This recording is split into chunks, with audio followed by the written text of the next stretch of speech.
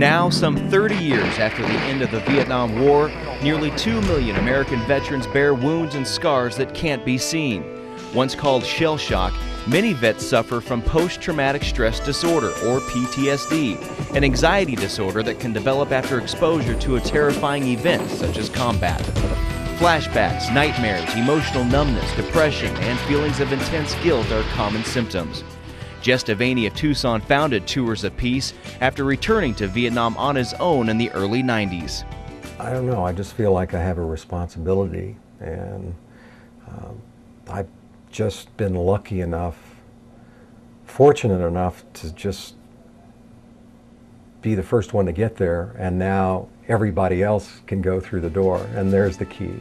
Like so many of his brothers in arms, Jess found himself feeling lost, unable to move forward after witnessing and surviving the horrors of war. Jess finally was able to find peace in the place he lost it. Now he shares his so-called healing process with other veterans seeking closure, but it's not always an easy step to take. Well, it's a tough one, Dan. I mean, it took me 37 years to dig the hole I was in deep enough that I couldn't get out of it on my own. Lance Dickinson, also from Tucson, finally had enough mental suffering. My fear meter is overwhelming me right now, so we're in the right place. In March 2004, he decided to go back to Vietnam with Tours of Peace for his first return trip since the war ended. I was fortunate enough to travel with Lance back then as he faced his fears head on.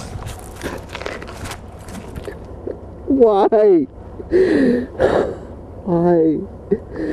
Painful memories overwhelmed Lance as he revisited the same rice paddy he was flying over in 1967 when he was shot and nearly killed. It may seem harsh, exposing veterans to such horrifying places, but it's part of a healing process, replacing old memories with new ones, turning Vietnam back into a country and not a war. Does it work? 8 months after his first visit, Lance walks out into the same rice field. What he once referred to as his valley of death, he now sees as a valley full of life.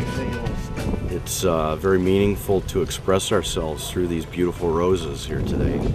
Well, I'd say that the greatest thing that we can do is to leave them here to express the beauty that Mother Earth gives us all the time.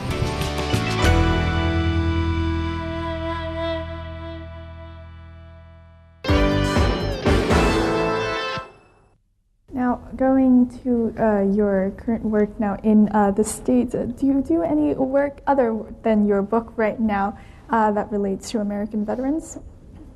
I actually don't. Starting in November was the first time that I really wanted to do work with veterans and really get to know veterans. Before, I just avoided it like the plague.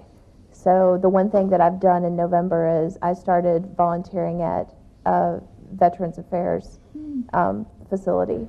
And so I've done that a couple of times, and will do so more when I get back. And I'm sure you'll continue that because I'm sure this trip has left a tremendous impression on you, right? Definitely. Yes.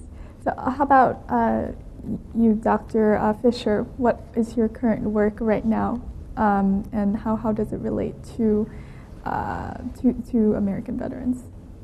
Well, I am the Senior Veteran Liaison for Soldier's Heart, and I travel the country as a national speaker and also participate in many of the retreats as a facilitator. And I am also the in charge of mentoring other veterans.